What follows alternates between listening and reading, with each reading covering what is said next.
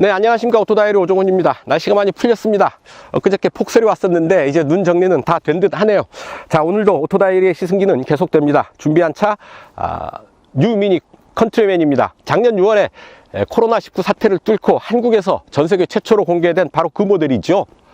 다른 어떤 자동차들과도 비슷하지 않은 미니, 자신만의 어떤 그 강한 개성을 간직한 이런 디자인, 멀리서 봐도 한눈에 딱 띄죠. 어떤 그 끼가 넘치는, 끼가 가득한 그런 디자인이 아닐까라고 저는 말씀을 드리고 싶습니다. 육각형의 라디에이터 그릴, 그리고 그 위에 평면 디자인으로 바뀐 미니의 엠블럼 들어와 있고요. 약간 각을 준 헤드램프를 양옆으로 배치를 하고 있고요. 둘레를 블랙 베젤로 감싸고 있는데, 주간주행 등도 BMW의 엔젤링처럼 헤드램프를 감싸는 주간주행 등으로 마무리를 하고 있습니다. 뒤에 보시면 리어 컨비네이션 램프는 유니언 잭의 디자인을 응용한 형태로 마무리를 하고 있죠. 영국의 혈통, 영국의 뿌리를 둔 자동차라는 것 강조하고 싶었던 게 아닌가 싶습니다. 앞뒤로 19인치 윈터 타이어를 적용을 하고 있고요. 약 4m를 조금 넘는 차체 길이를 확보하고 있습니다. 그렇게 큰 차는 아니지만 미니라는 이름에서 좀 작은 차가 아닐까, 작지 않을까 하는 우려를 하실 수도 있을 텐데요. 그렇게 작지는 않다라는 것 한눈에 봐도 알 수가 있겠죠. 그래도 미니 컨트리맨은 미니 중에서는 가장 큰 사이즈의 차체를 갖고 있는 모델이죠. 미니 하면 미니라는 브랜드 안에서 모든 형태의 차를 소화하고 있는 걸로 주목을 끌만 하죠. 쿠페, 컨버터블, 외건, 그리고 이런 SUV까지, 그리고 3도어, 5도어, 해치백 모델까지 아주 다양한 자동차의 모든 형태를 미니라는 브랜드 안에서 다 소화를 해내고 있습니다. 참 대단한 그런 브랜드가 아닐까 싶어요. 자, 파워트레인, 이 차 같은 경우에 2.0 트윈 파워 터보 가솔린 엔진을 적용을 하고 있고요. 8단 스텝트로닉 변속기의 조율을 거쳐서 192마력의 최고 출력을 냅니다. 자, 과연 어떤 느낌을 만나게 될지요. 직접 시승을 통해서 그 느낌 여러분들과 공유해 볼까 합니다. 좋아요, 구독하기 누르시고요. 오늘도 저와 함께 하시죠. 출발합니다. 네, 운전석 살펴보시죠. 고급 가죽으로 만든 시트가 실내를 한층 더 고급스럽게 만들어주고 있죠. 여전한 센터페시아 모니터, 마치 벽시계를 차 한가운데 갖다 걸어놓은 듯한 아주 강한 인상을 주는 요소죠. 미니의 인테리어에서 가장 주목받는 부분이 아닌가 싶습니다. 변속 레버, 그리고 조거 셔틀 방식의 컨트롤러 들어와 있습니다.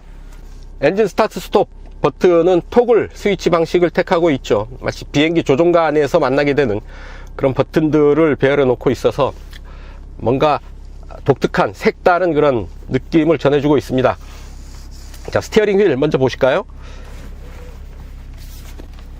하나, 둘, 약 2.3회전, 2.5회전에도 채 못 미치는 2.3회전 정도의 락투락 조향비 보여주고 있습니다.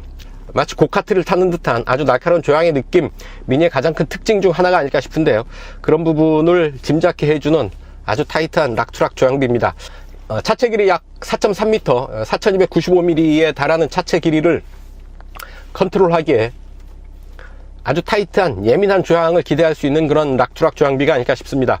스티어링 휠 좌우로 패들 시프트가 들어와 있어서 수동 변속이 가능하겠죠. 왼쪽에 크루즈 컨트롤 버튼, 오른쪽에는 오디오 버튼, 음성 명령, 핸드폰 연결 버튼, 이런 부분들 들어와 있어서 핸들을 쥔 채로 많은 기능들을 직접 수행을 할 수가 있겠죠. 계기판에는 5인치, 센터페시아에는 8.8인치 터치스크린 모니터가 들어와 있습니다. 자, 이 부분 터치스크린으로도 가능하고요. 변속 레버 아래쪽에 있는 조그 셔틀로도 조작을 할 수가 있습니다. 할 수가 있고, 기술 체험하기, 미니멀리즘, 에코 주행의 주행 스타일을 분석해 주고요. 스포츠 디스플레이를 하게 되면 출력과 토크를 보면서 운전을 할 수도 있게 되겠죠.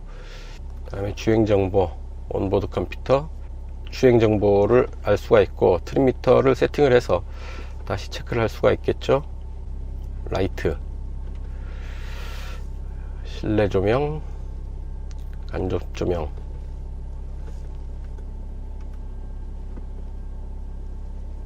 외부 조명,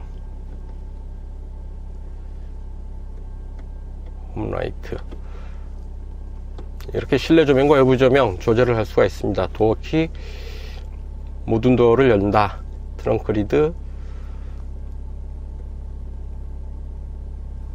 도어키, 자동제 잠금, 출발 시 잠금, 이런 부분들 다 기능을 적용을 할 건지 말 건지 운전자가 선택을 할 수가 있죠. 인텔리전트 세이프티, 차량 접근 경고 기능까지만 있습니다.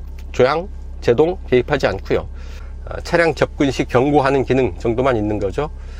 속도 경고, 주차, PDC 자동 활성화, 주차 보조 장치죠. 그린, 에코 모드에서 제한 속도 130 제한 속도를 걸어 놓을 수도 있죠. 최대 130까지 걸어 놓을 수가 있나 보네요. 그린 냉난방. 그린 상태에서 냉난방을 하게 되면 효율을 높일 것인가, 조금 낮춰서 좀 더 따뜻하게 실내를 할 것인가, 이런 부분들 설정을 할 수가 있고요. 독립 환풍, 작동 시간, 언제 얼마 동안 작동 시각 설정을 할 수가 있는 거죠. 차량 위치 확인, 앱을 통해서 차량 위치도 확인을 할 수가 있습니다.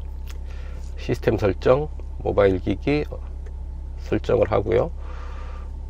계기판에 올라오는 정보를 이렇게 선택해서 볼 수가 있겠습니다. LED 서클, 이 부분 기본 디스플레이, 간접 조명, 그리고 주행 모드에 따라서 바꿀 수가 있는 거죠. 자, 스포츠 디스플레이, 미드, 그 다음에 그린, 이렇게 주행 모드에 따라서 이 서클의 조명을 바꿀 수가 있습니다. 이거를 엔진 회전수에 맞춰서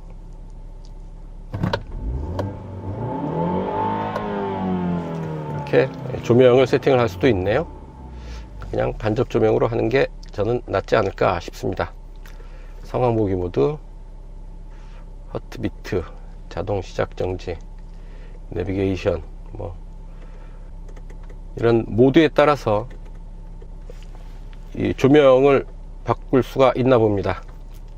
이런 LED 서클 기능도 있고요. 날짜, 단위, 연료 소비는 킬로미터 퍼 리터, 이게 낫겠습니다. 출력도 PS 킬로와트보다는 HP 마력으로 표시하는 게 낫겠고요. 회전력 뉴턴미터, 킬로그램 미터, 이렇게 우리가 익숙한 단위로 바꿀 수가 있네요. 음향도 조절을 할 수가 있고, 팝업창, 소프트웨어 업데이트. 자, 미니 클립 챔프 기능을 볼 수가 있습니다. 오프로드, 구릉지, 어필, 이런 비포장도로를 달린 시간을 알려주는 거죠. 자, 운전자 프로필, 차량 상태, 미니 커넥티드 서비스를 볼 수가 있죠. 미니 어시스턴트, 긴급 출동 서비스, 고객 서비스 바로 연결을 할 수가 있습니다. 이 부분에 보면 SOS 버튼도 있죠. SOS 버튼을 누르면 이제 BMW 미니 콜센터와 연결해서 필요한 조치를 받을 수가 있겠습니다. 지도를 이렇게 화면 분할해서 두 가지 기능으로 볼 수가 있고요. 자, 티팩, 실시간 교통 정보도 확인을 할 수가 있습니다. 교통 상황, 그리고 공사 구간, 체증 구간 확인을 할 수가 있겠습니다.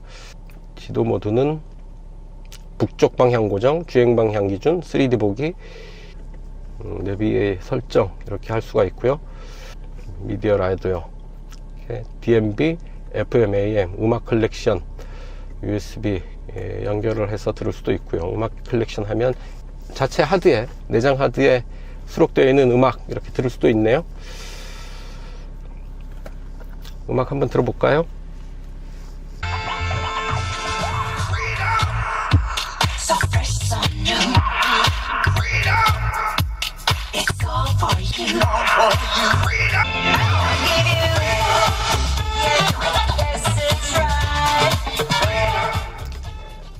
소리를 아주 최고로 키웠는데도 소리가 음이 찌그러지지가 않죠.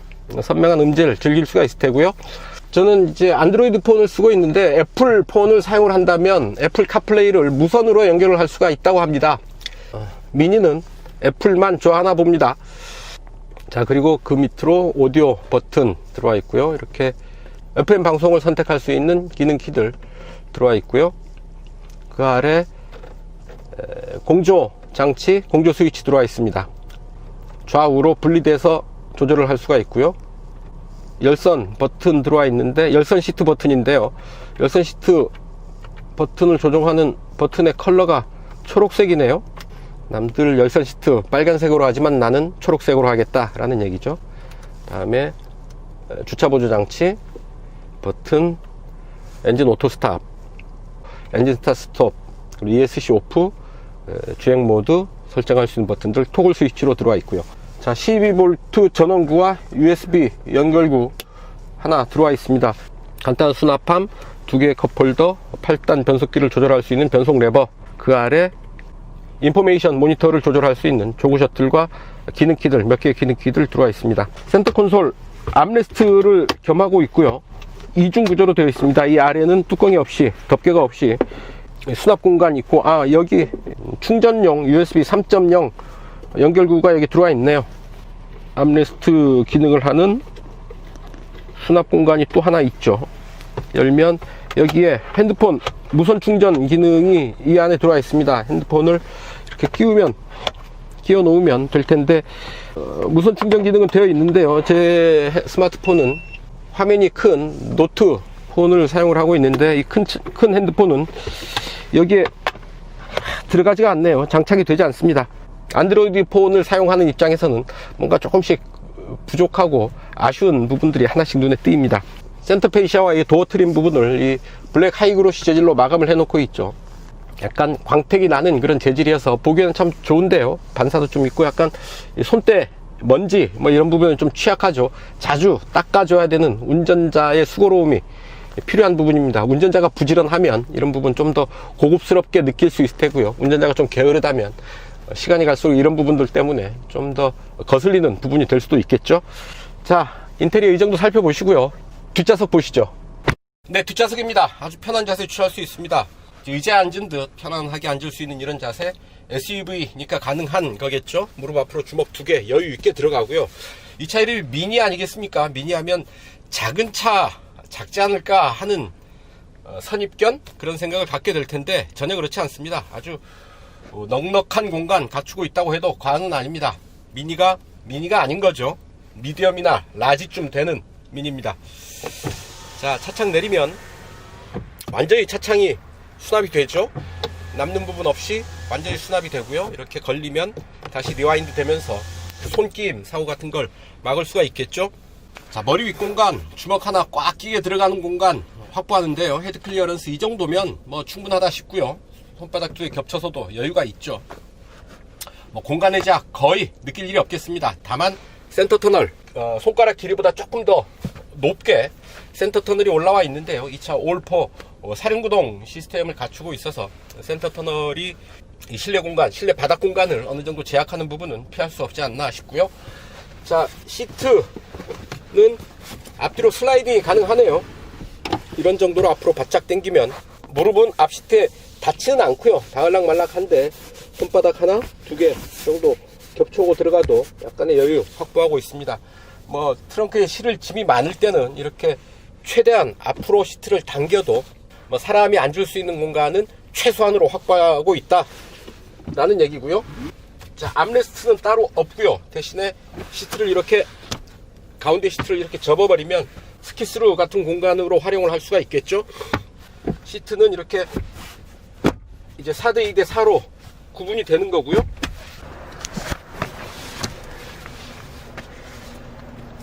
자, 시트를 완전히 접으면 이렇게 거의 풀플랫에 가까운 상태를 유지를 하면서 트렁크 공간을 좀 더 확장할 수가 있겠습니다. 자, 지붕에는 2개의 선루프가 앞뒤로 배치되어 있는데요. 뒤에는 이렇게 햇볕 가리개 선루프 커버를 이렇게 수동식으로 작동할 수가 있습니다. 앞에도 물론 마찬가지입니다. 커버는 수동식으로 작동을 하고요. 다만 1열과 2열 위로 서로 분리된 선루프가 배치되어 있어서 달리는 중에도 좀 더 개방된 실내를 만끽을 할 수가 있겠죠. 앞좌석 센터 콘솔 뒤로 뒷좌석을 위한 송풍구 준비되어 있습니다. 따로 온도 조절 장치는 없고요. 그리고 그 아래 2개의 C타입 USB 커넥터가 준비되어 있습니다. 이런 도어 트림에 블랙 하이그로시 재질로 마감을 하면서 살짝 포인트를 주고 있고요. 네, 실내 이 정도로 살펴보시고요. 이제 본격적인 주행, 이어가시죠. 자이로로 갑니다. 짠! 자이로입니다. 그제 폭설이 내렸었죠. 아주 난리가 났었는데 도로는 말끔히 정리가 됐네요. 살짝 젖은 감이 있고 약간 날씨는 흐립니다. 미세먼지 경보가 있었고요. 지금 마이너스 0.5도, 날씨는 많이 풀렸습니다. 자, 오늘도 평화로운 자유로 뉴 미니 쿠퍼 S 올4 컨트리맨 타고 달립니다. 자, 엔진 소리가 은근하게 올라오죠. 트윈파워 터보 가솔린 엔진을 적용을 하고 있고요. 최고 출력 192마력의 힘을 내는 아주 야무진 미니입니다. 규칙적인 패턴이 계속되는 빨래판 길인데요. 자, 그렇게 불쾌하지 않게 소음과 진동이 올라오죠. 그렇게 세팅되어 있는 도로니까요. 아이쿠, 옆에 같이 컨트리맨 달리고 있습니다. 멋있네요. 노면의 굴곡을 따라서 차체 흔들림, 상하 흔들림이 전해져 오는데요. 그렇게 불쾌하지 않습니다. SUV로 봐야죠. 미니 컨트리맨 사륜구동 시스템을 장착한 SUV로 굳이 형태를 나누자면 그렇게 봐야 될 텐데요. 그렇게 높지 않은 차체의 높이, 그래서 함께 달리는 다른 차들과 이질감이 없이 잘 어울리죠. 하지만 워낙에 디자인 자체가 유니크하죠. 개성이 강한 디자인을 갖추고 있어서 도로에서 눈에 확 띄는 경우가 많습니다. 자, 노면의 굴곡을 따라서 기분 좋게 이제 타고 넘는 그런 느낌 전해지고요. 약간 딱딱한 서스펜션의 느낌 전해져 옵니다. 자, 시속 100까지 올라왔네요. 올라온 김에 RPM 체크 한번 해보겠습니다. 시속 100에 맞췄고요. 어댑티브 크루즈 컨트롤이 아닙니다. 크루즈 컨트롤이 적용되어 있습니다. 수동 변속은 패들 시프트를 이용을 할 수도 있고요. 변속 레버를 통해서 할 수도 있죠. 패들 시프트, 이제 자동 8단 변속기를 적용을 했습니다. RPM 2000, 약 1800 정도 커버를 하고 있습니다. 약간 높은 듯 하죠. 7, 6, 5, 4, 3, 3단 5000에 딱 세팅이 되네요. 2단으로 내려가지 않죠. 자, 3단 5000에서 8단 1800 구간에서 시속 100km를 커버를 하고 있습니다. 3단까지 내려가니까 엔진이 제법 사나운 반응 보이고 있죠. RPM 딱 올리고 엔진 소리도 강해지는, 요놈 좀 달리겠다 싶은 생각이 드는데요. 자, 주행 모드는 토글 스위치를 통해서 주행 모드를 조절을 할 수가 있는데요. 그린, 미드, 스포츠, 이렇게 3개의 주행 모드 적용을 하고 있습니다. 일단 스포츠 모드로 달려가 보죠. 쭉 밟으면 킥다운 버튼이 있습니다. 가속 페달이 쭉 밟히다가 저항점이 한번 나오죠. 그거를 마저 꾹 밟으면 좀 더 강한 힘을 뽑아내 줍니다. 자, 엔진 소리 쭉 살아나고 바람 소리도 커지죠. 차창을 부딪히는 바람 소리가 제법 크게 들려옵니다. 아무래도 넓고 높은 SUV 형태를 취하고 있어서 공기와 맞닿는 단면적이 아무래도 넓을 수밖에 없죠. 그만큼 많은 공기의 저항을 마주하면서 달리게 된다라는 얘기인데요. 자, 지금 노면 상태가 좀 좋지 않은 곳, 자잘자잘한 소리가 좀 들어오고요. 이제 노면 상태가 깨끗한 곳으로 한번 올라가 봅니다. 아주 차분하고 조용한 그런 실내를 마주하게 되죠. 자동차의 실내의 정숙성은 자동차 자체의 MVH 성능도 성능이지만 그것보다 중요한 게 이런 도로 자체 인프라의 수준이 결정하게 되는 게 아닌가 싶습니다. 자, 늘 ADAS 시스템, 주행보조 시스템 체크하는 구간인데 이 차는 크루즈 컨트롤 말고 이렇다 할 주행보조 시스템이 적용되어 있지 않습니다. 정해진 속도로 달릴 수 있는 그런 기능이 있고요. 다만 차간거리를 조절하지도 혹은 차로의 중앙을 유지하면서 조향 간섭을 하지도 않습니다. 가장 단순한 형태의 크루즈 컨트롤 시스템 하나 적용되어 있다라는 얘기죠. 주행보조 시스템 뭐 체크해 볼 것은 없어서 오히려 시승하는 입장에서는 복잡하지 않아서 좋네요. 자, 헤드업 디스플레이, 컴바이너 타입의 헤드업 디스플레이가 스티어링 휠 너머로 올라와 있죠. 시동을 켜면 숨겨져 있던 화면이 쓱 올라오면서 헤드업 디스플레이가 활성화 되는데요. 정면을 응시하면서 함께 볼 수 있는 딱 좋은 위치에 헤드업 디스플레이가 자리하고 있습니다. 아무래도 MVH 면에서 볼 때 아주 우수하다 라고 할 수는 없는 정도의 실내 소음 수준 마주하게 됩니다. 엔진 사운드도, 그리고 노면에서 올라오는 자잘한 잡음도, 잡소리도 어느 정도 실내로 파고드는 그런 느낌이고요. 아주 철저하게 아주 높은 수준으로 이런 MVH 수준을 잡았다라기보다는 어느 정도의 소음 유입을 허용하면서 오히려 그런 소리들을 어떤 펀트 드라이브의 요소로 활용하고 있는 게 아닌가 싶습니다. 그래도 미니를 선택을 하면서 아주 조용한 실내, 아주 편안한 승차감을 기대하는 고객은 없지 않을까 하는 생각을 해봅니다. 그렇다고 한다면 차의 성격과 고객의 니즈가 크게 어긋나는 건 아니다 싶고요. 서스펜션도 좀 딱딱한 편이긴 하지만 과거에 비해서는 아주 잘 다듬어진 수준까지 개선이 된 거죠. 몸이 느끼는 피곤함, 뭐 이런 부분들이 현재 개선된 수준이 아닌가 싶군요. 최대 토크는 1350에서 4600 rpm 구간에서 발휘가 됩니다. 28.5kgm의 최대 토크인데요. 움직이기 시작하면 낮은 엔진 회전 구간에서 최대 토크, 그리고 rpm을 높이면 5000에서 6000 rpm 구간에서 이 차의 최대 출력 192마력의 힘을 만나게 되는 거죠. 자, 미니 치고는 상당히 큰 사이즈기는 합니다만 노멀한 다른 차들과 비교해서 그렇게 사이즈가 크다라고 할 수는 없겠죠. 메르세데스 벤츠의 GLA 그보다 조금 작은 사이즈가 될 텐데요.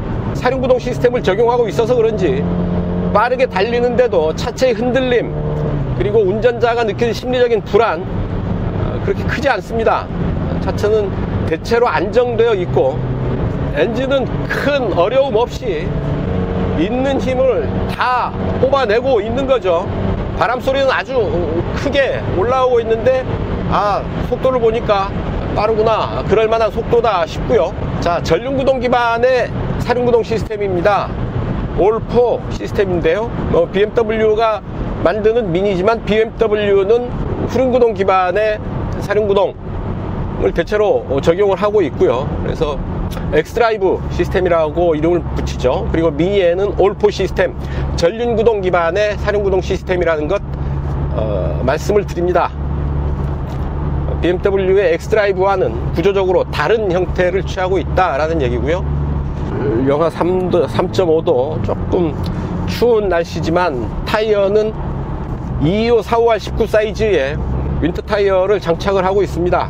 사륜구동에 윈터 타이어를 장착을 하고 있으니까 이런 좀 추운 날씨 혹은 아마 눈이 살짝 묻어 있었다고 해도 크게 부담 없이 움직일 수 있는 그 필요한 장비들을 다 갖춘 셈이죠. 아무래도 눈길, 험한 길에는 사륜구동 시스템이 좀 더 신뢰를 주죠. 좀 더 운전자에게 강한 신뢰를 주게 마련인데요. 비단 눈길이나 지느길 같은 미끄러운 길에서 뿐만이 아닙니다.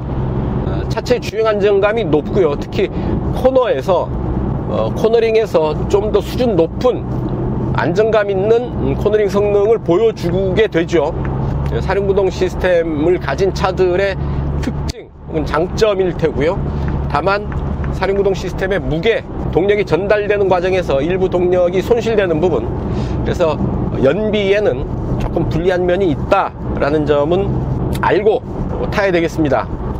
하지만 한국처럼 사계절의 변화가 뚜렷하고 특히 여름에 장마, 비, 그리고 겨울에 혹한 눈, 이런 계절 변화가 뚜렷한 한국에서라고 한다면, 가능하다면 사륜구동 시스템을 선택할 수 있다면 선택하는 게 현명한 방법이 아닌가 하는 생각을 저는 하고 있습니다.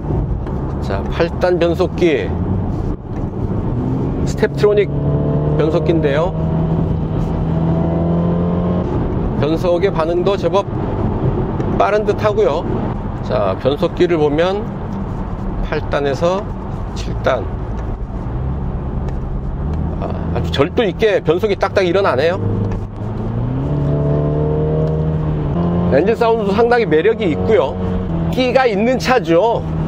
디자인에서부터 남다른 다른 정도가 아니라 전혀 다른 차들과 확연히 구분이 되는 개성이 강한 디자인. 이 디자인에서부터 겉모습에서부터 이 차의 끼를 보게 되는데요. 성능에서도 이 작은 차체를 192마력의 힘이 아주 충분히 컨트롤하면서 앞에서 잘 끌고 달려주고 있습니다. 자, 이제 앞뒤로 차가 없는 구간에서요, 시속 100에서 제가 제동을 한번 해보겠습니다. 자, 시속 100이고요. 하나, 둘, 셋.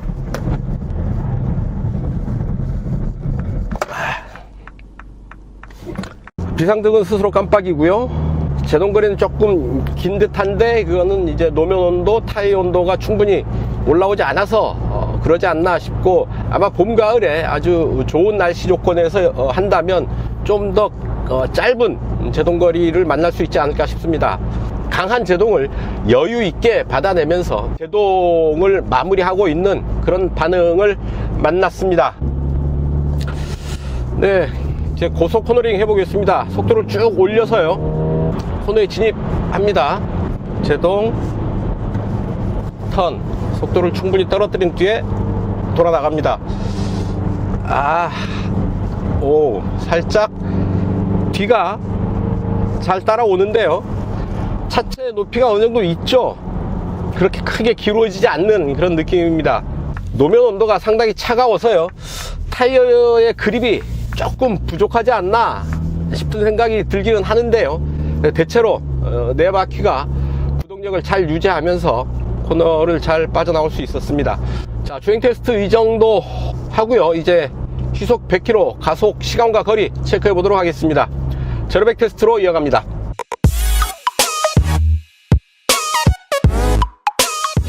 네, 시속 100km 가속 시간과 거리 체크해 보겠습니다. GPS 계측기 연결을 했고요. 이 차 공차 중량이 1665kg입니다. 192마력이니까요. 마력당 무게비 계산해 보면 8.67kg이 되는데요. 8초 전후의 제로백 타임 기대할 수 있는 정도의 체격 조건을 갖춘 셈인데요. 메이커에서 밝히는 이 차의 제로백 타임 7.3초인데요. 과연 실주행에서 어느 정도까지 기록을 얻을 수 있을지요, 직접 테스트를 해보도록 하죠. 주행 모드는 스포츠로 가고요. 에어컨 끄죠. 자, 출발합니다. 하나, 둘, 셋.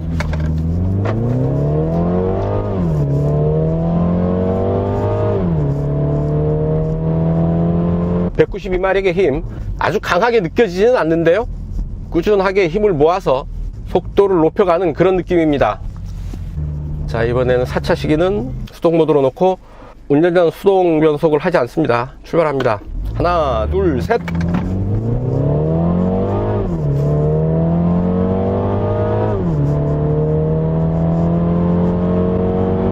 자, 변속이 일어나는 순간에 툭툭 힘이 끊어졌다가 이어지는 느낌이 확실하게 전달이 되네요. RPM을 끌어올려서 출발하는데도 휠 슬립은 일어나지 않죠. 그립 컨트롤이 아주 잘 이루어지고 있고요. 아주 강한 힘은 아니지만 주어진 힘을 알차게 끌어모으면서 비교적 짧은 거리에서 시속 100km를 주파하지 않았나 싶습니다. 이렇게 시속 100km 가속 시간과 거리 측정해 봤고요. 네, 이 GPS 계측기에 측정된 데이터 열어서 함께 보시죠.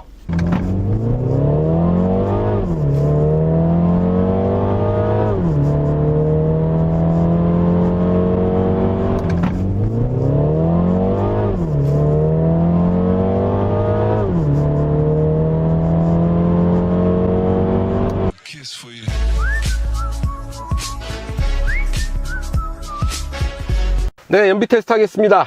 이 차 공인복합 연비 10.7km/L입니다. 가솔린 엔진이어서 겨우 두 자릿수 연비 보인다고 봐야 되겠죠. 이곳 파주 헤이리 마을을 출발을 해서 지하철 2호선 교대역까지 약 55km 달려가면서 실주행 연비 체크해 보도록 하겠습니다. 일단 주행 모드는 그린으로 가고요. 에코 모드가 되는 거죠. 에어컨은 끄고 히터를 가장 낮게 22도 정도로 맞추죠. 트립 컴퓨터를 초기화합니다. 모든 값을 초기화해서 출발하죠. 지금 영하 2도, 갑자기 눈이 내리고 있는데 심상치 않네요. 또 폭설이 될 것 같은데요. 자, 평소보다는 연비에 불리한 상황이죠. 그래도 연비 그렇게 나쁘지 않을 거라 기대해 보면서 갑니다. 자, 차가 섰더니 엔진 스톱 확실하게 일어나고요. 눈 속을 뚫고 차분하게 달리고 있습니다. 차들이 대체로 속도를 많이 줄여서 움직이네요.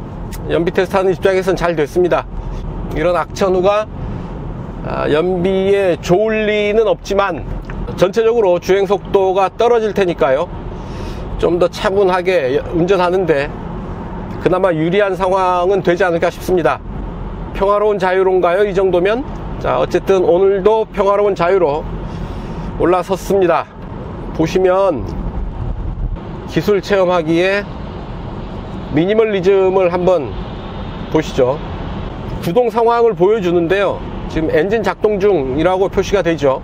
자, 엑셀 오프를 딱 합니다. 엑셀 오프를 하게 되면 탄력 주행, 관성 주행 이런 표시가 오는데요, 동력 사용을 최소화하면서 달리던 탄력으로 움직인다 라는 얘기죠.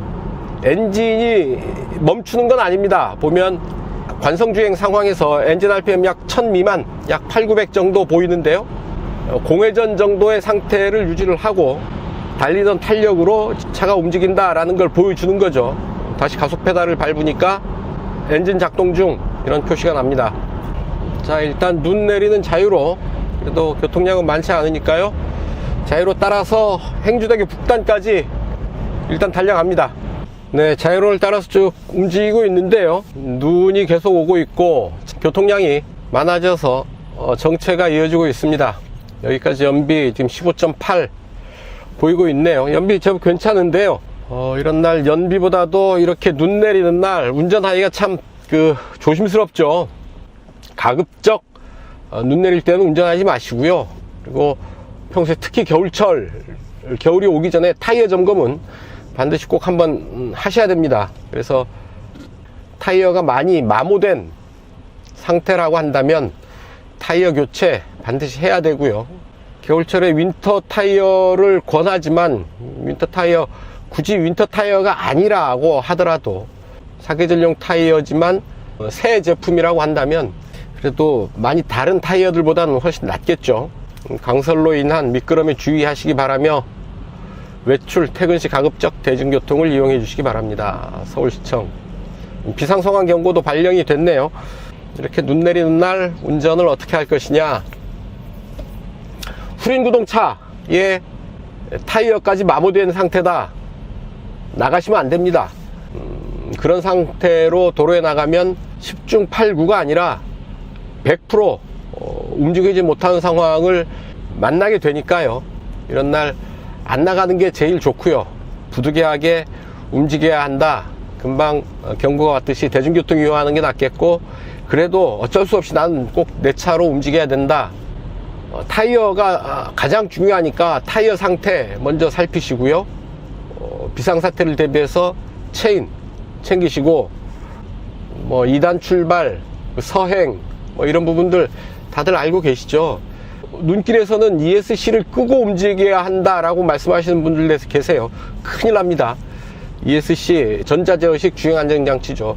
차의 자세가 흐트러지지 않도록 바퀴의 구동력을 제어해주는 그런 장치니까요, 그거를 끄고 움직이면 절대 안 됩니다. 단 그거를 어떤 상황에서 끄라고 얘기하느냐, 제한적으로 끄라는 얘기인데요, 바퀴가 아주 헛돌 때, 바퀴가 헛돌게 되면 ESC가 작동을 하면서 바퀴가 회전하지 못하도록 엔진 출력을 줄여버리게 됩니다. 가속 페달을 밟아도 바퀴가 반응을 안 하는 그런 상황이 된다라는 얘기죠. 그런 상황일 경우에 제한적으로 잠깐 ESC를 꺼서 타이어 바퀴의 회전력을 살려주면서 약간 바퀴가 헛달더라도 미끌미끌 거리면서 움직일 수 있도록 하라라는 얘기고요. 그래서 일단 차가 움직이기 시작하면 다시 ESC는 작동을 시켜야 된다라는 점 명심하시기 바랍니다. 움직이는 것 못지않게 중요한 게 제동, 정지하는 거거든요. 특히나 눈길에서는, 미끄러운 길에서는 차가 움직일 수 있다고 해도 정지하지 못한다면 움직이는 게 의미가 없겠죠. 이런 눈길에서 운전자의 의도대로 정확하게 멈추기 위해서는 속도를 내지 않아야 되겠다라는 얘기고요. 눈길에서 사륜구동이 유리하다? 당연히 유리하죠. 네 바퀴가 구동을 하기 때문에 어느 한 바퀴 혹은 두 바퀴, 심지어 세 바퀴가 헛돈다고 하더라도 한 바퀴 구동력이 살아있으면 그만큼 차가 움직일 수 있는 확률은 높아지니까요. 또 하나 팁을 드리자면 후륜구동 같은 경우 아주 비상 상황에 내 차 후륜구동이다, 어떻게 할 방법이 없다. 마지막으로 시도해 볼 수 있는 방법 하나, 후진으로 움직이는 것을 한번 시도해 볼 만합니다. 후진으로 움직이게 되면 구동바퀴가 앞쪽이 되니까요, 일종의 앞바퀴 굴림과 같은 효과를 기대할 수 있습니다. 그게 될지 안 될지는 장담을 할 수 없습니다만, 후륜 구동 상태로 움직이는 것보다는 조금은 나을 수 있다 라는 팁을 드리니까요. 네, 자유로 따라서 이제 행주대교 북단으로 접어들고 있습니다. 연비 15.7 보이고 있죠. 공인복합연비 10.7이니까 리터당 5km 정도 더 달린 연비 지금 보이고 있습니다. 영하의 날씨, 눈이 내렸고요, 교통량도 많아서 그렇게 썩 좋은 주행 상황은 아니었지만 비교적 괜찮은 연비 보이고 있지 않나 싶습니다. 행주대교 건너서 올림픽대로로 이어가겠습니다. 네, 올림픽대로 건너오자마자 아이고 교통체증입니다. 야, 이러면 이런 적이 없었는데 여기서부터 길이 막힌다는 것, 아마 눈이 내려서 전체적으로 교통마비 상태가 된 게 아닌가 싶습니다. 자, 3시 7분에 시작을 해서 54분 동안 달려왔는데 이제 방화대교 막 지났습니다. 대개 이 시간 정도면 이수교차로 진출로 근처에 도착해 있어야 되는데 말이죠. 네, 올림픽대로 따라서 지금 이수교차로 진출로까지 왔습니다. 기어왔습니다. 거의 2시간 걸렸는데요, 1시간 53분 걸렸네요. 자, 눈길을 뚫고 그리고 교통체증을 뚫고 이곳까지 1시간 53분 동안 53km 달려와서 평균 주행속도 29.5인데요 연료소비율 리터당 13.1 보이고 있습니다. 아주 공인복합 연비보다는 그래도 우수한 연비 보이고 있다는데 놀라지 않을 수 없습니다. 열악한 주행 상황에서도 공인복합 연비 이상을 보인다라는 것 확인할 수 있었고요. 자, 2시간, 이제 목적지까지 가면 2시간 반 정도 걸리지 않을까 싶은데 연비 테스트 의미가 있을까 모르겠습니다. 어쨌든 가봅니다. 이수교차로 빠져나가서 도심주행으로 이어갑니다. 자, 오토다일이 연비 테스트 역사상 가장 긴 주행 시간이 아니었나 싶습니다. 2시간 20분 걸렸네요. 그래도 이런 최악의 상황에서 이 정도 연비는 보였다 라는 정도로 받아들이시면 어떨까 싶습니다. 교도역 내거리에 신호대기로 이제 앞차 따라서 정지를 했고요. 연비 리터당 12.0 기록했습니다. 평균 주행속도 25.8km 였고요. 자, 파주를 출발해서 이곳 지하철 2호선 교도역까지 약 58km가 됐네요. 약 평소보다 주행거리도 조금 더 나왔고요. 15시 07분, 그러니까 3시 7분에 출발을 해서 지금 시간 17시 29분입니다. 2시간 22분 달려왔고요. 평균 주행속도 25.7km, 최종 연비 리터당 12.0 기록했다는 점 말씀을 드립니다. 그래도 이 차의 공인복합 연비 10.7보다는 리터당 1.3km를 더 가는 연비를 보인 거죠. 그런 거 보면 또 대단하지 않습니까? 이렇게 악조건에서 영하의 날씨에 눈길, 그것도 심한 교통체증에 시달리면서 달려온 연비가 그래도 공인복합 연비보다는 더 좋게 나왔다라는 얘기죠. 그러면 공인복합 연비는 도대체 어떻게 측정한 거야? 라는 생각도 할 수는 있겠지만 공인복합 연비는 또 나름 그 정해진 규칙에 따라서 측정이 된 것이니까요. 그것대로 신뢰를 해야 되겠다 싶고요. 또한 최적의 경제운전을 통해서 이런 정도의 연비를 만날 수도 있겠다라는 점 알려드립니다. 이런 그 최악의 주행 상황에서도 이런 정도 공인복합 연비를 뛰어넘는 수준의 연비 보였다라는 점 말씀드리면서 미니 쿠퍼 S 올4 컨트리맨 연비 테스트 역시 정리하겠습니다.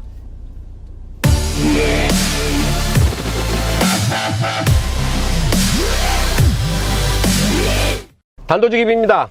주행보조 시스템은 많이 아쉽습니다. 주행보조 시스템이라 할 게 없죠. 크루즈 컨트롤, 그러니까 정속 주행 장치만 적용되어 있고요.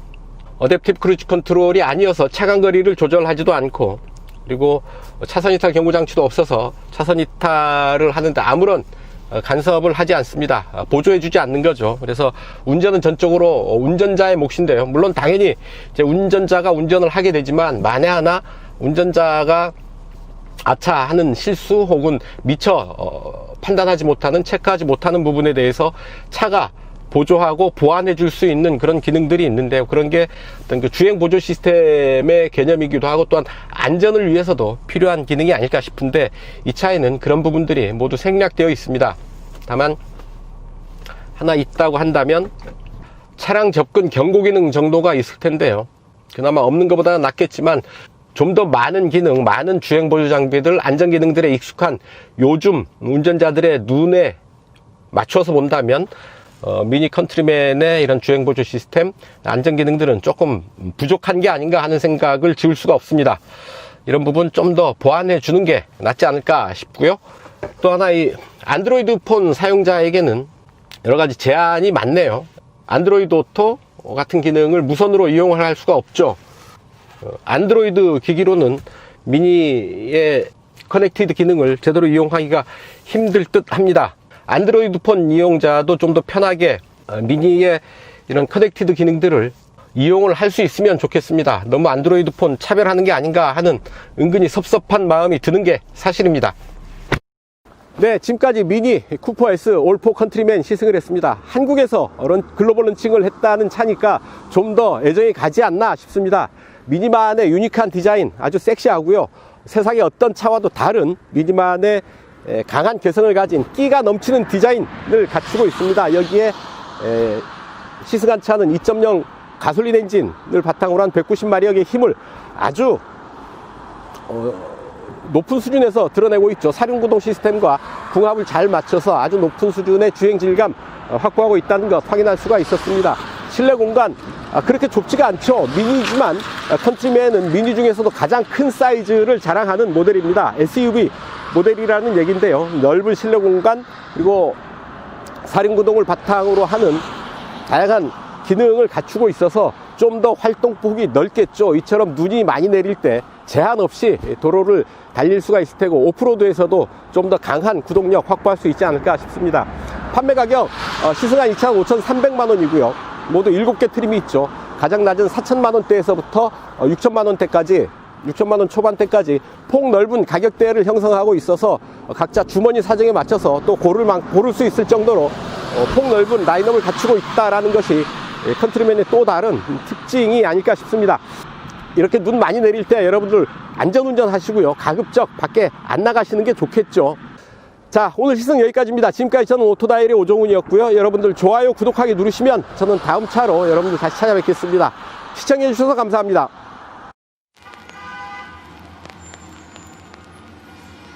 I heard about you long before we met. You're winsome and you're young, at least that's what they said. Underneath your glitter and your gold, you can't deny the fact that you are growing old. You have 1,000 eyes that never fall asleep. Someday I will leave you when I've had enough of your beauty.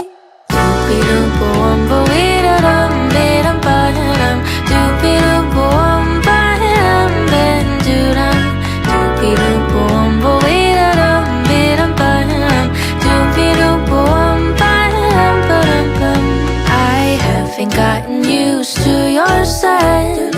I'm certain you have had another cigarette. Nothing could prepare me for your style. The way your laughter seemed to go for miles and miles. You have 1,000 eyes that never fall asleep. Someday I will leave you when I've had enough of your beauty. Doopy doompa wumba wee da dum.